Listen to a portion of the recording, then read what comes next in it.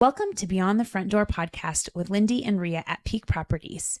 We are real estate agents in Cheyenne, Wyoming, and we bring you stories that make you laugh, cry, cringe, and inform you. Come on in. We put the real in real estate. Okay. Welcome, everybody.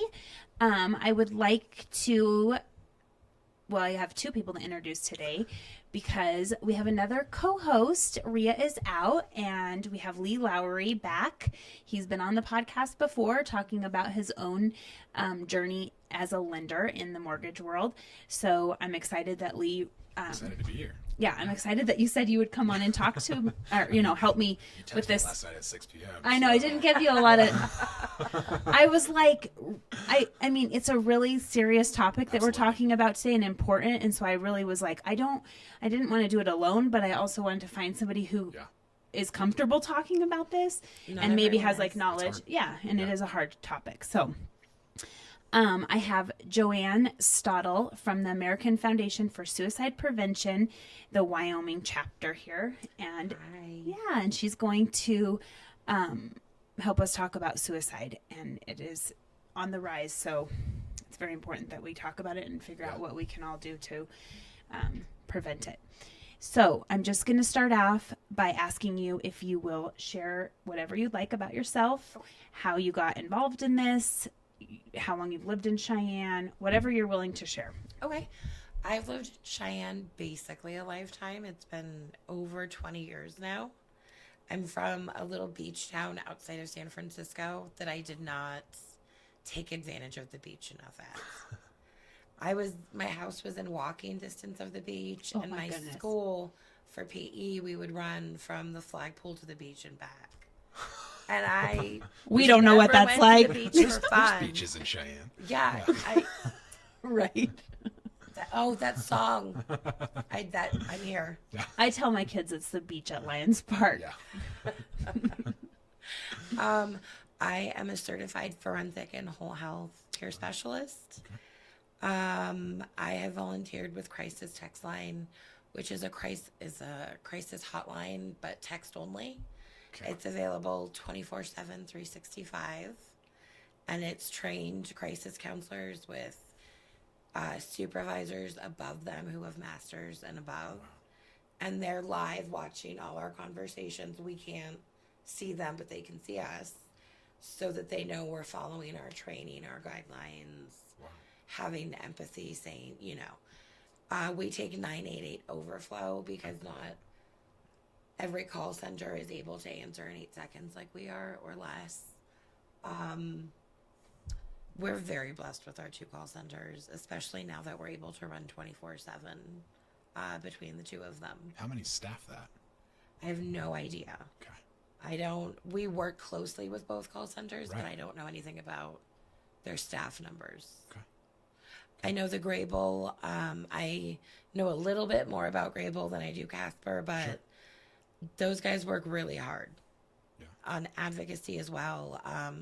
Every year we host a legislative breakfast, and Ralph from the Grable call center comes, not as an advocate, but just as somebody there to answer any questions that somebody might have about how 988 works or why they should fund the trust fund. Yeah. Is Grable special? No. Oh, no. Okay. They're just one of the call centers. Oh, okay. One out of the two. Okay, that's where it's located. Yes. Okay. Grable is special. Well, yes. It is. It is. Yeah. It's Wyoming Lifeline. I shouldn't just call it the Grable Center. It's Wyoming Lifeline. Okay. Okay, awesome. How did you get onto that career field? Like, So suicide has touched me in a couple of ways. Yeah.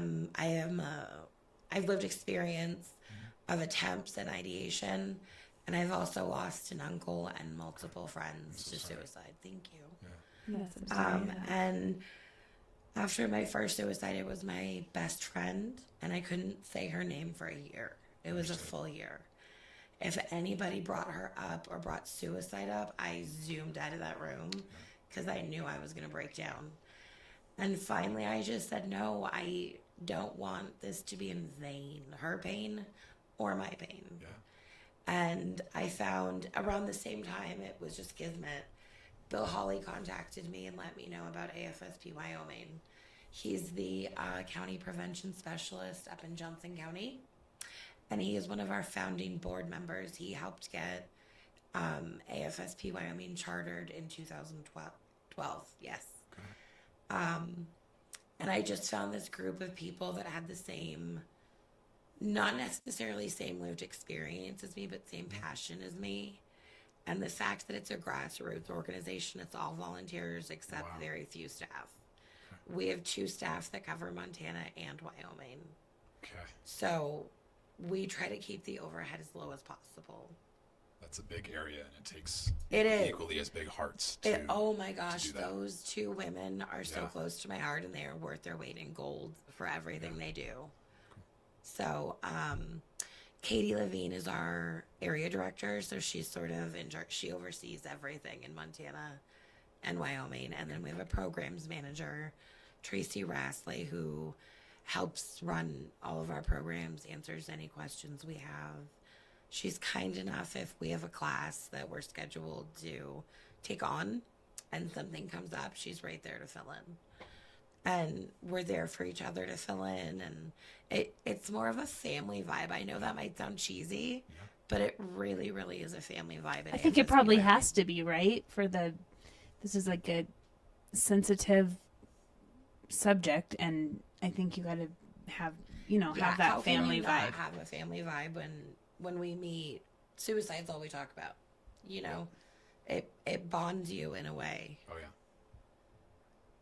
And speaking of, talking about suicide all the time or having those hard conversations, one of the things we try to do is table at community events as much as possible. And I've been to gun shows, a drag show. I've been to the Capitol. I've been to just all sorts of community events, and those are my favorite because that's when you're out talking to people and hearing their stories. Mm-hmm. And the amount of people who just want to say their loved one's name and hear that they're heard. Mm-hmm.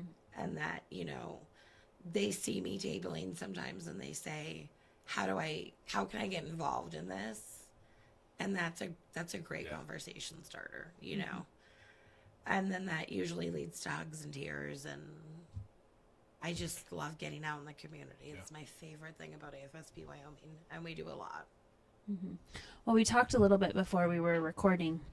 We just said, I don't know anyone who's not affected by suicide in some way, maybe more personal, some people, but I think anyone, someone, I would say probably everyone knows someone who's been affected by it or has committed suicide. So, do you think, I guess we can go wherever you want to talk about this, but I was just thinking, is that changing, like people talking about it? Because I feel like maybe in the past it's been like More something you don't talk about, like you don't even say how they died, like that it was suicide.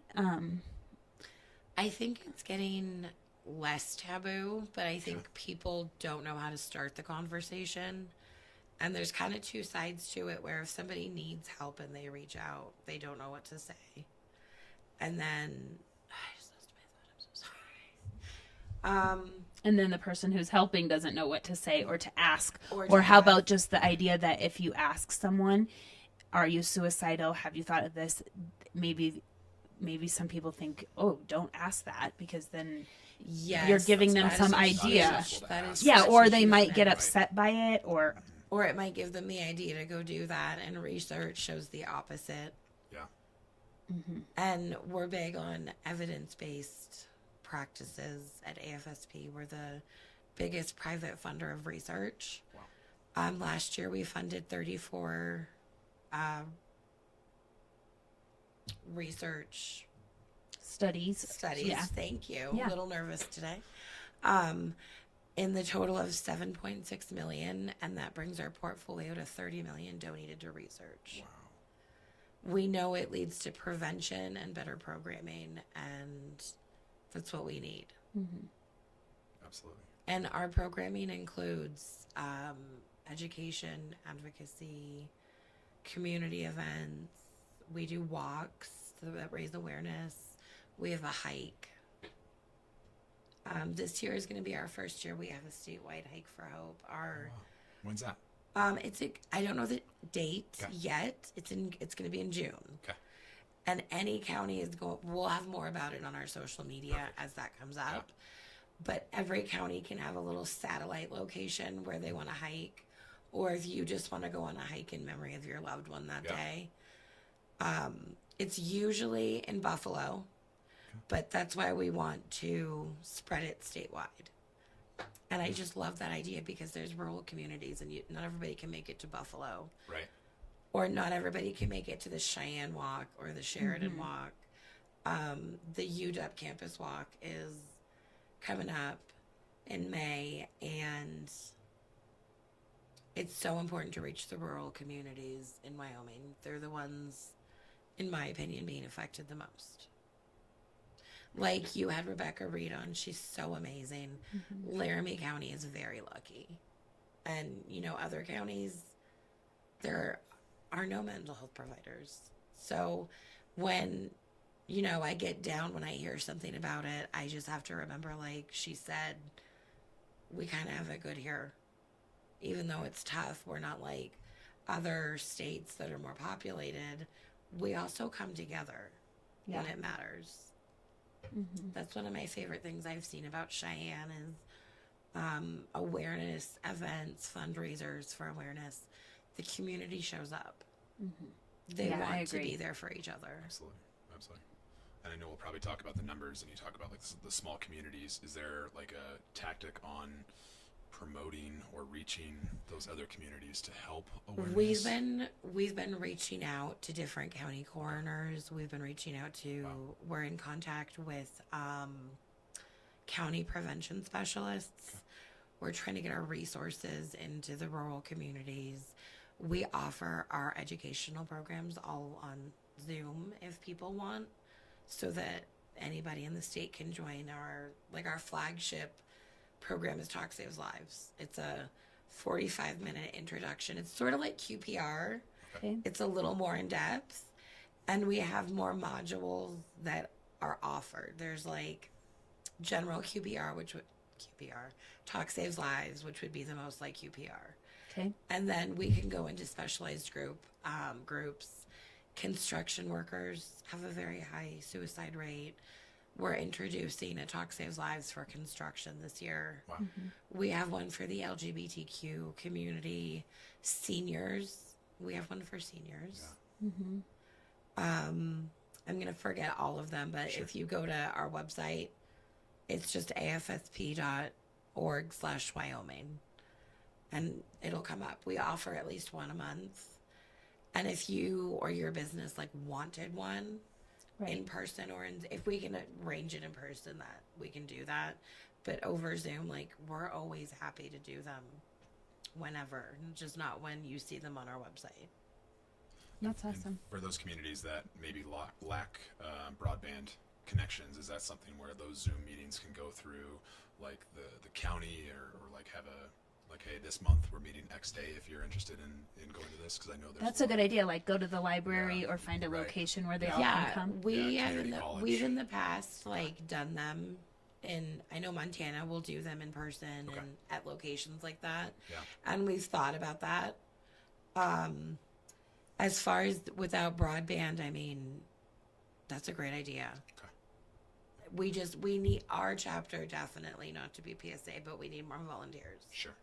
We always need volunteers, and those rural communities without broadband, it's where we need the volunteers so that we have somebody at that library trained to teach Talk Saves Lives.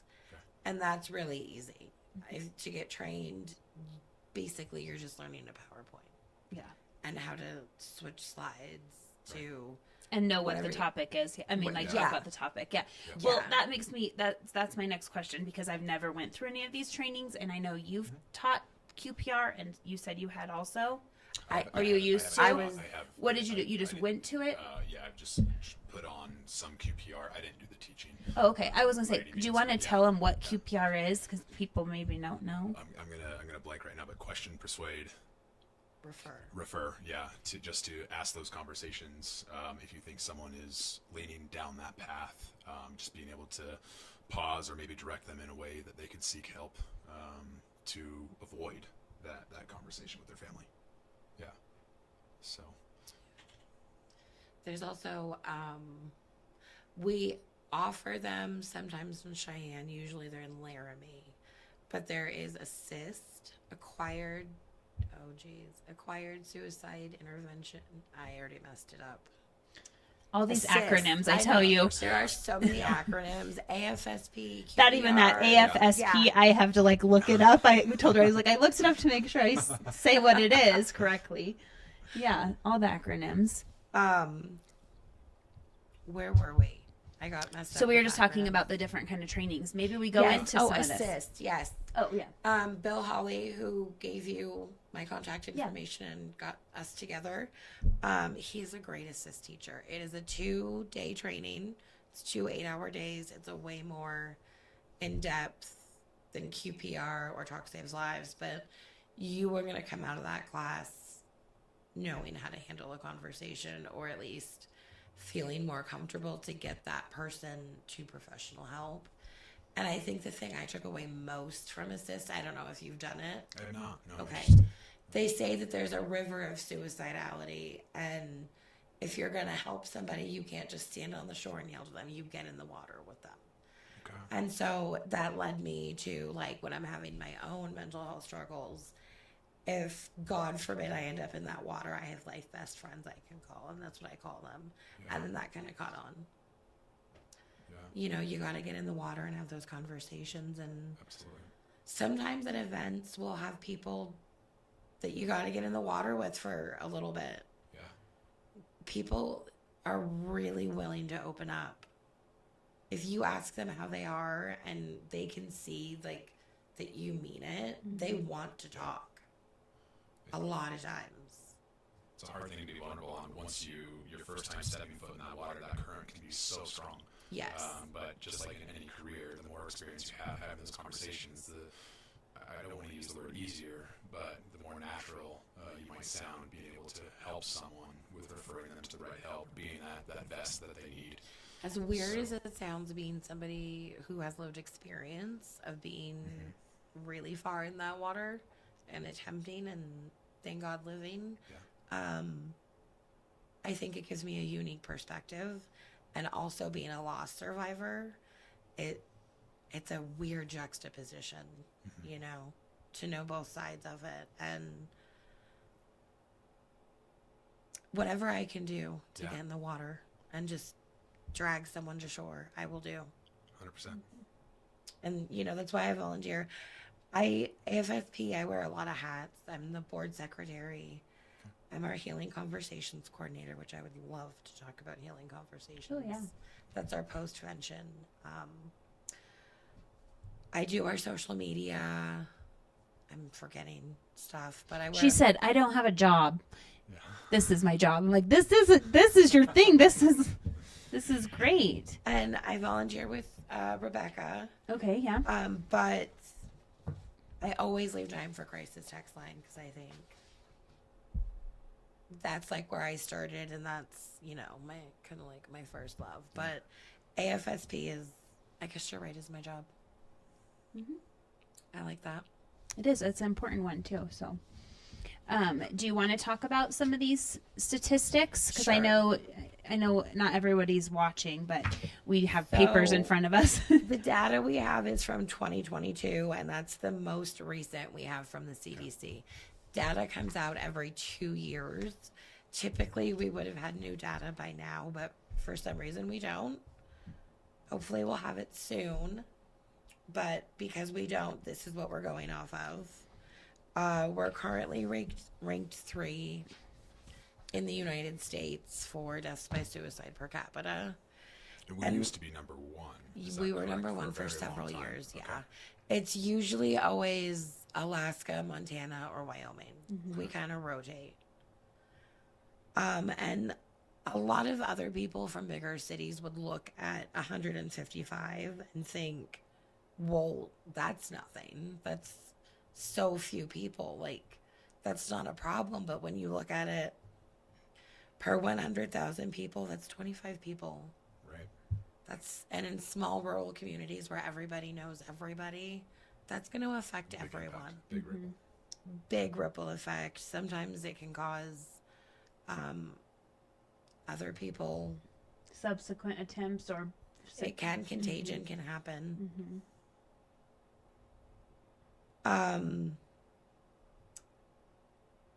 It's the 10th leading death of cause in Wyoming, and the one that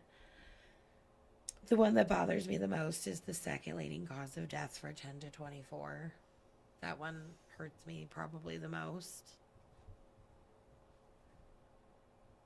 Do you have any questions for me about anything? On that 10 to 24, it's been a while since I've been in high school. I don't want to say my age by any means, but are there any assemblies focused on prevention going through the school systems? I actually got to go to Guernsey and help present a program called More Than Sad to the freshman class at their high school. So their school resource officers are trying to get involved and present More Than Sad as part of DARE. Okay. Like they're doing it together. Gotcha. So that we had some really great conversations with the freshmen. They were way open and more educated than I ever was as a freshman. Okay.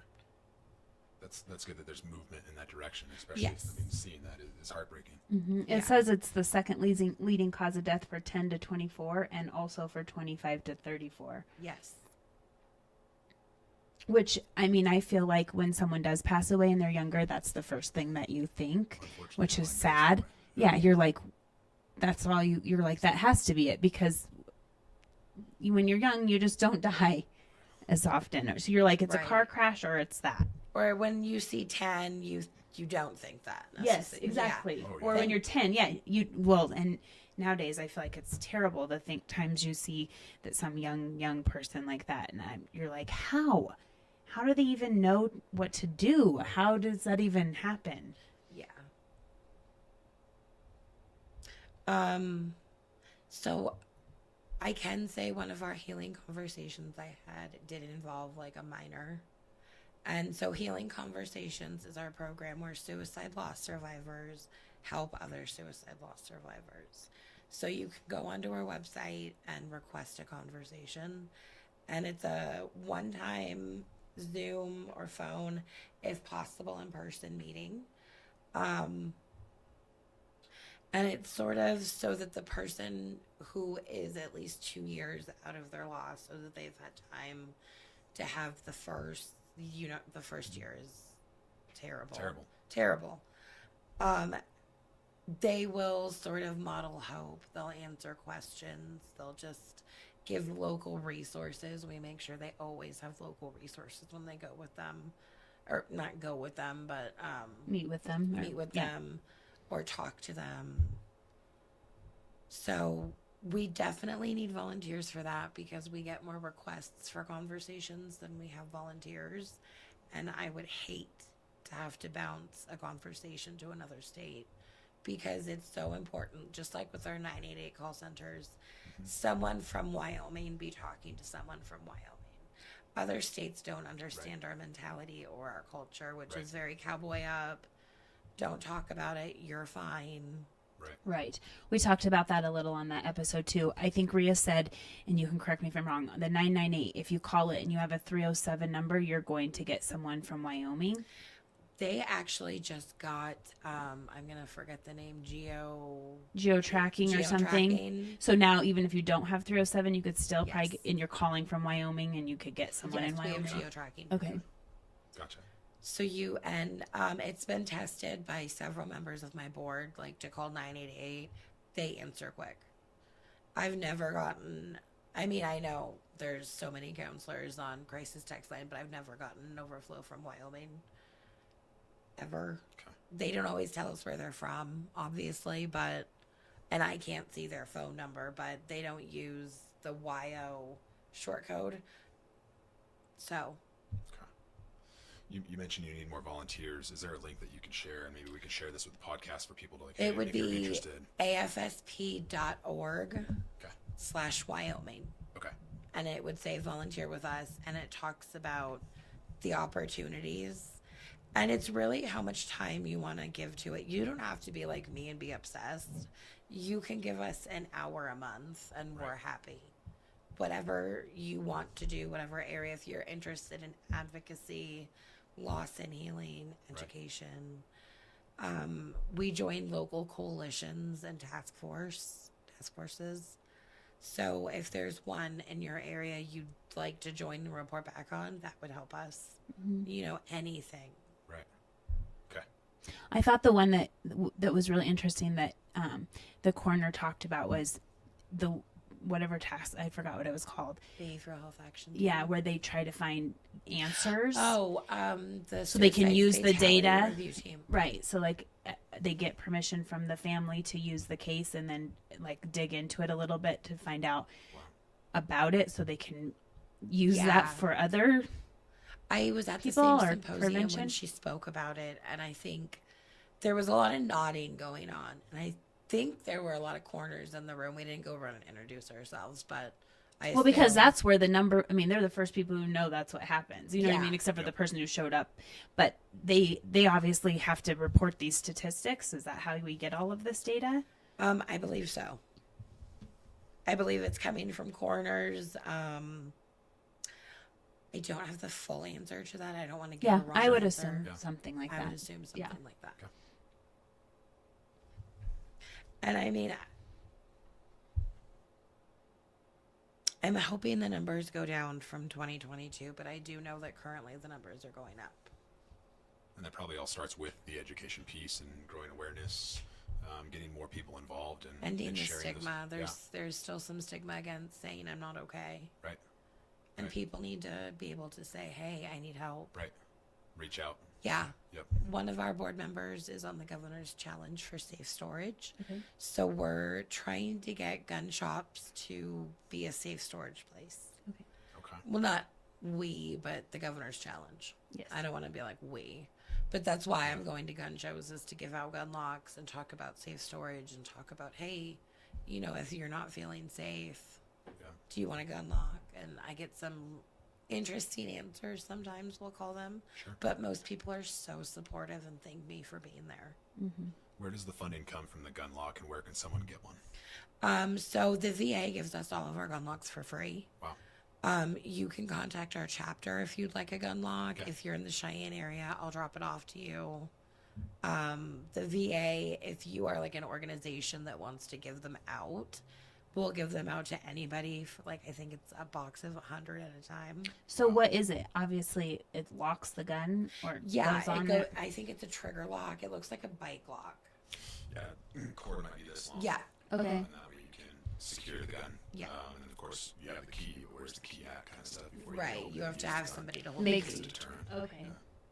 Or you were saying you were trying to get gun stores so then you could take your gun there Yeah. and leave it there for a period of time until I'm you not get help. on that group, but I know they're running into legality issues. Okay. I was going to say, Rhea brought it up, and I had actually never heard of it. That's really smart to take the guns away if you're not feeling okay. And she was saying, ask a friend to hold your gun, like put it at someone else's house. And I was thinking, I never even thought of that, but that's probably is. When she was saying it, I was thinking, I mean, I don't know a single friend who wouldn't take your friend's gun, but it is a gun. So you're like, Yeah. you want to be careful that you're. Yeah. We had an advocacy breakfast at the Capitol for all of our legislators last week. And one of the things we were talking about was more protection for people getting involved in mental health crises. It already exists, the liability coverage for if you are intervening in a physical health crisis. But for a mental health crisis, we want like liability coverage, that we're not going to be held responsible if we hold a gun for someone and then they go commit a crime or. That's what I was thinking. Like, it was used with the crime. Like, So I don't the know. legislators were all very supportive of that bill that I spoke with, and I spoke with several. Well, and I would think that would be like far and few between. Like Well, the chance that your gun was used with a crime and then you hold it for someone and then you get caught with the gun. I don't know. well, I think their concern is if you give the gun back and they do something, Oh, can okay. you be sued then? Oh, because yeah, when do you give it back? Right. Okay. And so since we're talking about guns, is that the leading? Yes, in Wyoming, 67% of all suicides were by firearm. Nationally, 55% of all suicides are by firearm, but we're at 67. 56% of firearm deaths were suicides nationally, but 84% of firearm deaths in Wyoming were suicide. I think there's so many rural communities with ranchers, and I think Wyoming just tends to have more guns. I think so The too. easiest Yes, access that people have, the easiest means. Mm-hmm. What else stands out to you, like when you're looking at this? What should we bring viewers' attentions to? I mean, we've got 3 pages of just a lot of data. Yeah, right here. there's so much What data. should we focus on? I really want to focus on like Wyoming because that's what this podcast is about. Yeah. The 59% of communities that don't have enough mental health providers to serve residents. That probably speaks to those rural communities. Yeah. Yes, it does. And it speaks to how much we need to get into those rural communities. And the way we're going to do that is with more volunteers that are in those rural communities. Okay. I mean, I don't want to say I'm glad to be number 3, but I'm glad we're not number 1. Right. I'm glad it's getting better. I do think the Department of Health is doing a great job supporting suicide prevention efforts. They've made great magnets, cards, they say for hope for Wyoming, for you. And there's like pictures of cowboys. There's all sorts of different pictures, Sure. but it's Wyoming specific. And I think people like that better than the general 988 cards. Okay. Because the number one question we get is, Who am I going to talk to? who am I going to talk to? Yeah, I would wonder that too. Yeah. I'd be like, I'm not going to go talk to some person clear across the United States. Yeah, and then the second question is, are they going to call the cops? Okay. And you brought that up. You brought that up before too. Yes, and our call center, as far as I know, has an over 95% de-escalation rate. I think it's like 98%. And why are they worried their cops are going to come? It can activate people. It's like another word for trigger Okay. people. Okay. Not all cops are trained for mental health crises. Right. Okay. Sometimes it escalates. I know we've all seen the news stories of where that happens. There's fear that gets instilled. It's not a nice process when that happens, from what I understand. I think it's mostly fear. Yeah. Of the unknown, of what's going to happen. So one of our advocacy asks is always more money for our 988 trust fund, because if we could fully fund that, we wouldn't just have 2 call centers. We could have mobile crises units where... And I'm sure the officers would appreciate it as well. Yeah, Because I they're bet also they not would. trained Yeah. for this. Yes. Yes. So that would have social workers, peer specialists, mental health professionals responding to these calls, and they would have more than likely a better de-escalation rate. Are there some states that already have it already Yes. funded? Is Wyoming like... Wyoming is one of the unfunded states. I don't Are know we which close? one. No. We're not close. No. Okay. I believe we need like 40 or 60 million, and we have 10. Okay. The first year, there was money in the trust fund, and it was reallocated. So we had an empty trust fund for a while, and now we have a trust fund with some money, but not enough. Not enough, right. It's enough to keep us running 24 hours. Okay. Is there training that can be provided for first responders? For Yes, police I know. officers? The Cheyenne that look Police like? Department does crisis intervention training. Okay. I did assist with 2 police officers and 3 dispatchers. Okay. So they can Dispatchers, take, yeah. I never Yeah. thought of dispatchers, but that was great when I saw that. Right. And it's a really interesting take when you have a class full of, clergy, officers, people like me, and we all have these different opinions Yeah. and experiences. And the cops come from it from a way different perspective than, say, like I would. Sure. And you learn from each other and not just the instructors. It's great. But law enforcement and first responders, they're welcome to take, like QPR, Yeah. assist, Well, the more- anything they can. But I know that the Laramie County like sheriff's office and the Cheyenne Police Department. I wish I would have asked. I offer- don't know if it's like mandatory for every officer or. The last I heard, not all of them were trained, so I don't know if it's mandatory or if it was new when I heard that. I don't know, but I'm not sure. Yeah, the more people in those classrooms and the more people that speak up in those classrooms about their scenarios, I mean, unfortunately but fortunately, the quicker you can learn to pick up on or hear those stories. So we did have the victims advocate at our Cheyenne Out of the Darkness walk in September, so that was really nice to have, you know, CPD there for people to talk to. That helps the fear of police responding as well, I think. When you go to a suicide prevention walk and you see the cops there. That helps. Sure. So there will be another Cheyenne walk in September. I don't have a date yet, but that will be hugely advertised. It'll be our second one. We have nonprofits table. We don't have anybody selling anything. It's just resources. We have live music. We have activities. It was a great time for a first walk. It went really great. So hike in June, walk in September. Yep. We've got those coming up. We have those coming up. In June, we're sending 3 delegates to DC to meet with our representatives. We are supporting a few bills, as always. We oppose them sometimes, but normally we are there to support. It's a little easier to have the support conversations. And that's called an advocacy forum, where all of AFSP, we have chapters in all the states and Puerto Rico. So we just sort of ascend on the Capitol and we all meet with our legislators. Because we're so small and we don't have as many representatives, Montana and Wyoming and Alaska team up together and we just go as a group. And I think that's powerful because, you know, we're always in the top. So for us all to come together probably makes a bigger impact. Absolutely. What else is coming up? Every month we host a virtual volunteer 101. So if you want to know more about us, if you go to that website I mentioned, afsp.org/Wyoming, it'll tell you when we're doing it.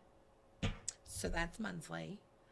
You mentioned you run the social media pages. Are those posted on the social media like timeline? Can people see that on Facebook? Yeah. Okay. So we have everything. I'm even making a blue sky today. I got to figure out how to do that. Okay. We have Facebook, Instagram, Threads, Twitter. We have it all. Wow. So Yeah. that way people great. People can stay in the loop. Yes. If they're not going to your website, at least on social media pages to say, hey, Yes. this is coming up. I can go to this. Yes. Okay. And we update it with articles from national, but I also make sure to include like motivational stuff and also what's going on locally. Right. Like I always make sure to mention glow in the dark dodgeball because we love glow in the dark dodgeball. Yeah. I didn't make it to the steer roping. Oh yeah, so I I was don't know if very you listened bummed yet. The county coroner started a fundraiser for suicide services, like counseling and stuff like that, right, for people. The lost team in the graveyard. Yeah, and so they provide that stuff free to the community, and so she does fundraisers, and she did glow in the dark dodgeball. Okay. That got violent. She so said it was very didn't do violent, that. and I said I know because I had some friends who did it, and they were like, "Holy crap!" My husband does. So they did team roping this year. My husband does construction, and he was asking other companies, "Hey, do you want to be a team? You know, it's this much to enter, whatever." And they're like, "We can drink and throw balls really hard." Yeah. And he's like, "Okay, maybe it's not you. Maybe we don't pick you." Yeah. Yeah, that's why they don't let kids do it. They in were like school planning anymore. on going in violent, and it's like, no, we're here for a cause. They should do. Obviously, people need to let out some aggression. So maybe they should find something like you break stuff. You know, have you seen the ones where you break the glass and the Who throw can stuff? mess the most stuff up in a rage room? Yeah. Yeah. Yep. But people showed up for it, so that's awesome. Yeah. I was very glad. I hadn't heard how well it went until I listened to the episode, and I am just thrilled. Yeah. I'm thrilled. So she's also looking for ideas on different things because she might bring back the. I know she The doesn't dodgeball, want to bring but- that dodgeball. She said she was in charge of it, and everyone was just like crazy. I've only gone 1 year, and I tabled for AFSP, and all I know is the sheriff had to come. So, I mean, like, it gets a little out of hand.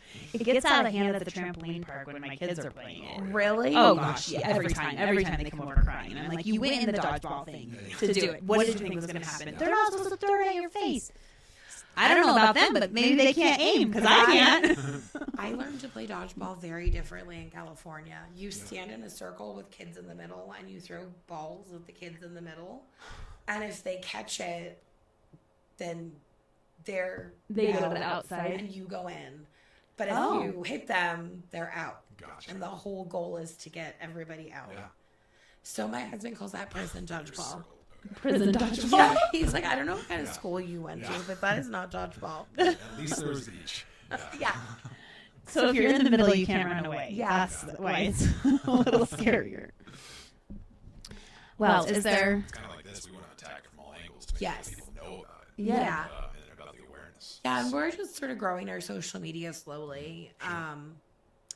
I try to post every day, if not more than once a day. Do you know the name of are all the pages the same name, or It's all, we have a link tree too. So Okay. if you go to our website, Okay, or yeah. our Facebook is facebook.com/AFSP.Wyoming. Okay. And then that'll have all of our links. And we can share that with the podcast.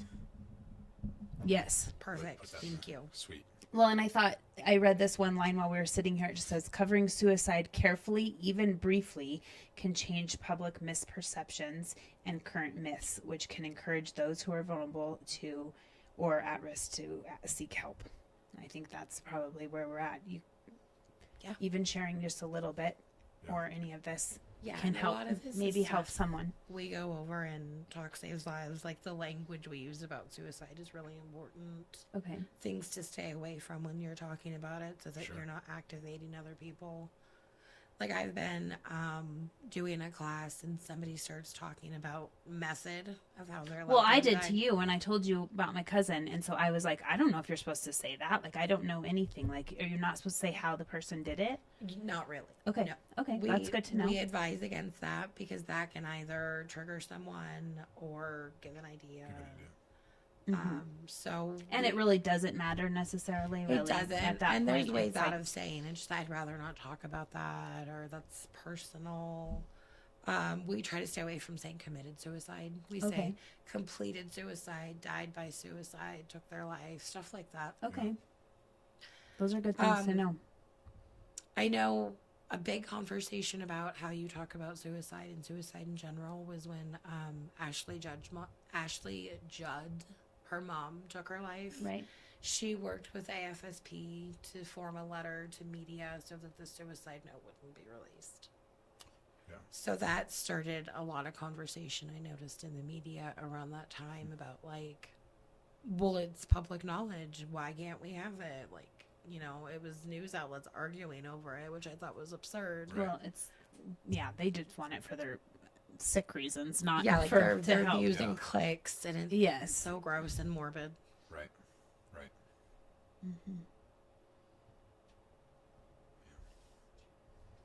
What else? Is there anything else that you really wanted to make sure we could tell everyone? Just that AFSP Wyoming is doing everything we can to reach rural communities. We just need more help. Yeah. And we offer all of our resources like for free to anybody who wants them. There's counseling offices that request like 100 of these cards or 100 of these brochures, and we send them happily. If you look through our store on like the AFSP site, there's resources. So we have them all. When I table at community events, I have an 8-foot table full of goodies and resources and And the locks. I always have locks, and I've learned to bring extra because I'm always surprised how many children come up and ask if they can have them as a bike lock. Yeah.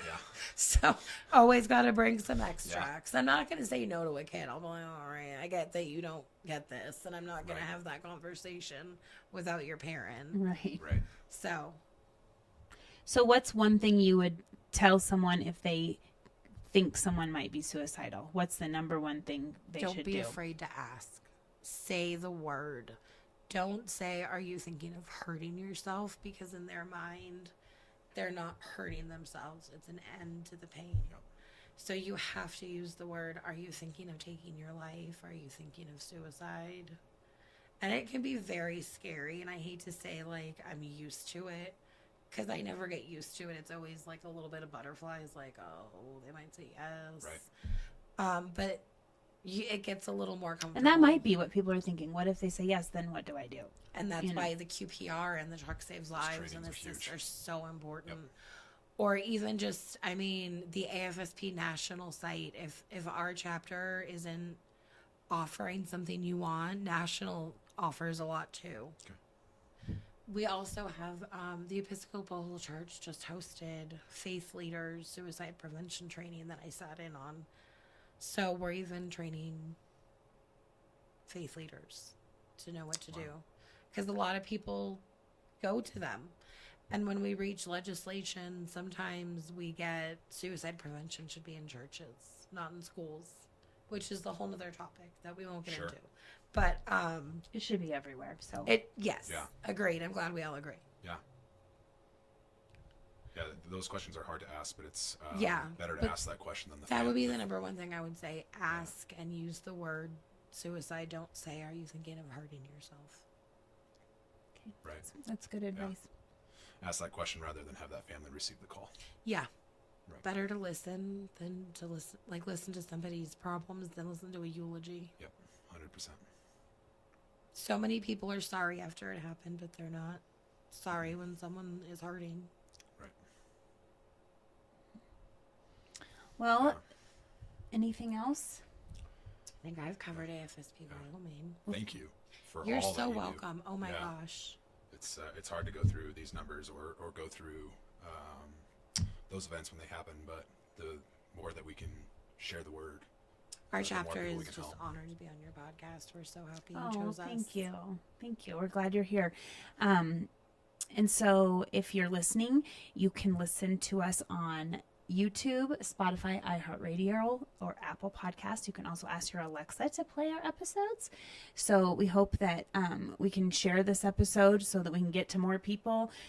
Obviously, the American Foundation for Suicide Prevention and the Wyoming chapter is looking for more volunteers. You can participate in the walks, the hikes, anything else. The teaching classes, the community events, advocacy, whatever you want. Because it is a community issue. It is.